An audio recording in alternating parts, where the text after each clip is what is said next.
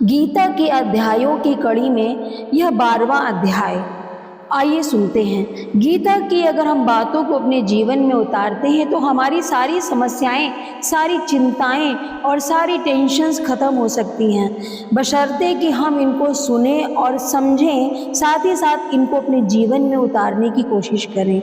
गीता के हर श्लोक का बहुत महत्व है। गंगा माता तो भगवान के चरणों से निकली हैं, लेकिन जो भगवत गीता है वह साक्षात भगवान के मुख से निकली है, इसलिए गीता गंगा से भी ज़्यादा पवित्र है। इसका हर श्लोक महामंत्र के समान है, इसलिए इसका श्रवण करें और इसका लाभ उठाएं। अर्जुन बोलते हैं कि जो अनन्य प्रेमी भक्तजन पूर्वोक्त प्रकार से निरंतर आपके भजन ध्यान में लगे रहकर आप सगुण रूप परमेश्वर को और दूसरे जो केवल अविनाशी सच्चिदानंद घन निराकार ब्रह्म को ही अतिश्रेष्ठ भाव से भजते हैं, उन दोनों प्रकार के उपासकों में अति उत्तम योग वेत्ता कौन है? तब भगवान श्री कृष्ण कहते हैं, मया विश्य मनो ये माम नित्य युक्ता उपासते श्रद्धया परयोपेतास्ते मे युक्त तमामता। श्री भगवान बोले, मुझ में मन को एकाग्र करके निरंतर मेरे भजन ध्यान में लगे हुए जो भक्तजन अतिशय श्रेष्ठ श्रद्धा से युक्त होकर मुझ सगुण रूप परमेश्वर को भजते हैं, वे मुझको योनियों में अति उत्तम योगी मान्य हैं।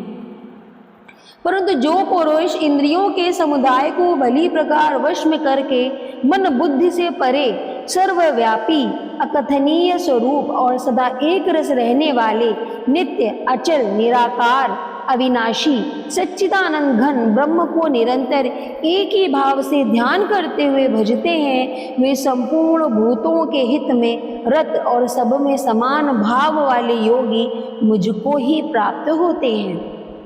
क्लेशो अधिकतरस्ते क्षामव्यक्ता सक्तचेतसाम् अव्यक्ता हि गतिर्दुःखं देहवद्भिर्वाप्यते।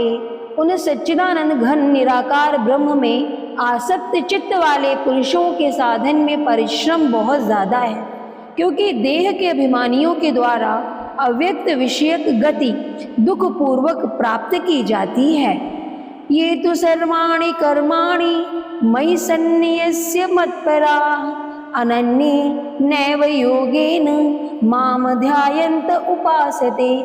लेकिन जो मुझ में ही भक्तजन संपूर्ण कर्मों को मुझ में ही अर्पित करके और मुझ सगुण रूप परमेश्वर को ही लगातार चिंतन करते हुए भक्ति योग से भजते हैं, वो उनका मैं निश्चित रूप से उद्धार करता हूँ। तेषामहं समुद्धर्ता मृत्यु संसार सागरात् भवामि न चिरात् पार्थ मया वेशित चेतसाम्। हे अर्जुन, मुझ में चित्त लगाने वाले प्रेमी भक्तों को मैं शीघ्र ही मृत्यु रूप इस संसार समुद्र से उद्धार करने वाला होता हूँ। मय्येव मन आधस्त्व मयि बुद्धिं निवेशय निवसिष्यति मय्येव अत ऊर्ध्वं न संशयः। मुझ में मन को लगा और मुझ में ही बुद्धि को लगाकर और उसके उपरांत तू मुझ में ही निवास करेगा, इसमें कुछ भी संशय नहीं है। यदि तू मन को मुझ में अचल स्थापना करने के लिए समर्थ नहीं है तो हे अर्जुन, अभ्यास रूप योग के द्वारा मुझको प्राप्त करने के लिए तू मन में इच्छा कर, अर्थात तू भगवान के नाम और गुणों का श्रवण कर, भगवान के नामों का कीर्तन कर, उनका मनन कर, हर सांस में तू भगवान का नाम जप, उनका पठन पाठन कर। यही अभ्यास है और इसी अभ्यास के द्वारा ही तू मुझको प्राप्त कर सकता है। यदि तू उपयुक्त अभ्यास में भी असमर्थ है तो केवल मेरे लिए कर्म करने के लिए ही लग जा। इस प्रकार मेरे निमित्त कर्मों को करता हुआ भी मेरी प्राप्ति रूप सिद्धि को ही प्राप्त होगा, अर्थात जो भी कार्य कर, यानी कि यज्ञ दान तप वह सब मेरे नाम के लिए ही कर, तो तू निश्चित ही मुझको प्राप्त होगा। अथैतदप्यसक्तोऽसि कर्तुम् मद्योगमाश्रितः सर्वकर्मफलत्यागं ततः कुरु यतात्मवान्। यदि मेरी प्राप्ति रूप योग के आश्रित होकर उपर्युक्त साधन को करने में भी तू असमर्थ है, तो मन बुद्धि आदि पर विजय प्राप्त करने वाला होकर सब कर्मों के फल का त्याग कर। अर्थात केवल भगवान के कर्म करने वाले पुरुष का भगवान में प्रेम और श्रद्धा और भगवान में ही चिंतन बना रहता है, इसलिए ध्यान से कर्म फल का त्याग श्रेष्ठ कहा गया है।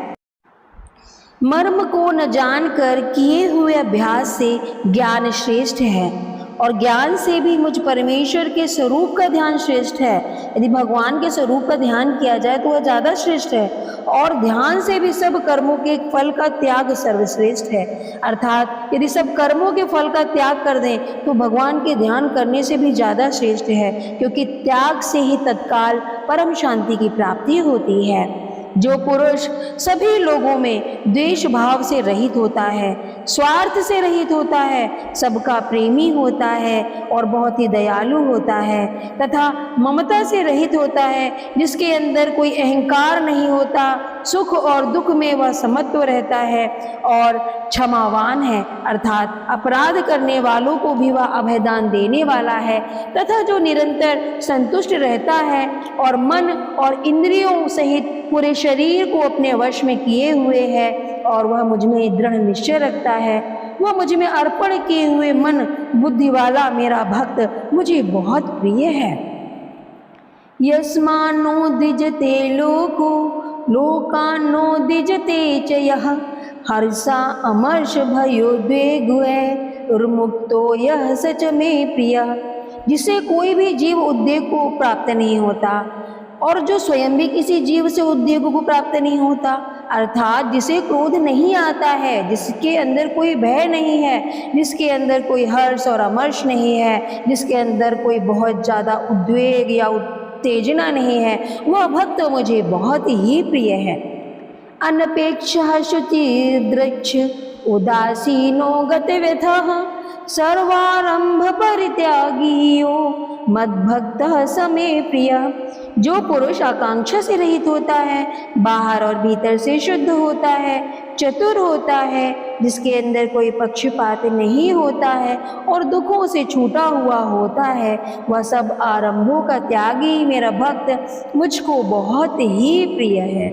यो न हृष्यति न द्वेष्टि न शोचति न कांक्षति शुभाशुभ परित्यागी भक्तिमान्यः समे प्रियः। जो न कभी बहुत ही ज़्यादा खुश होता है, न किसी से द्वेष करता है, न बहुत ही शोक करता है और न कामना करता है, तथा जो शुभ और अशुभ संपूर्ण कर्मों का त्याग करने वाला होता है, वह भक्ति युक्त पुरुष मुझको बहुत ही प्रिय है। समः शत्रौ च मित्रे च तथा मान अपमानयो शीत उष्ण सुख दुःखेषु समः संग विवर्जितः।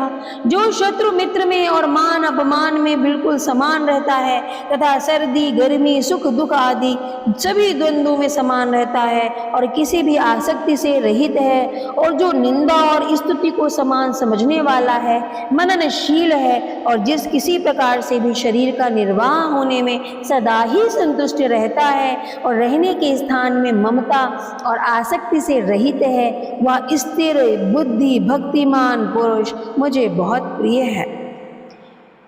परंतु जो श्रद्धा युक्त पुरुष मेरे परायण होकर इस ऊपर कहे हुए धर्ममय अमृत को निष्काम प्रेम भाव से सेवन करते हैं, वे भक्त मुझको बहुत ही प्रिय हैं। इस तरह से श्रीमद् भगवद गीता के अंतर्गत योग शास्त्रे श्री कृष्ण अर्जुन संवादे भक्ति योगो नामक 12वां अध्याय।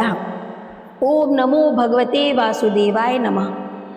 माँ गंगा तो भगवान श्री कृष्ण के चरणों से निकली हैं, और लेकिन श्रीमद् भगवद गीता भगवान कृष्ण के मुख से साक्षात निकली हुई है, इसलिए श्रीमद् भगवद गीता का श्रवण गीता के पान से भी ज़्यादा महत्वपूर्ण है और अति लाभकारी है। यदि आप शोकग्रस्त हैं, चिंताग्रस्त हैं, समस्याओं से घिरे हुए हैं, तो प्रतिदिन गीता के इन अध्यायों का श्रवण अवश्य करें। इस जटिल जीवन में इतना समय नहीं है कि गीता निकाल के आप पढ़ सकें, या गीता प्रेस की किताब से बोले हुए श्री गीता अध्यायों को आप प्रतिदिन श्रवण कर सकते हैं। और हर सनातनी का यह परम कर्तव्य है कि वह गीता का श्रवण अवश्य करे, वो गीता की समस्त बातों को अपने जीवन में उतारे और अपनी समस्त समस्याओं से छुटकारा पाए।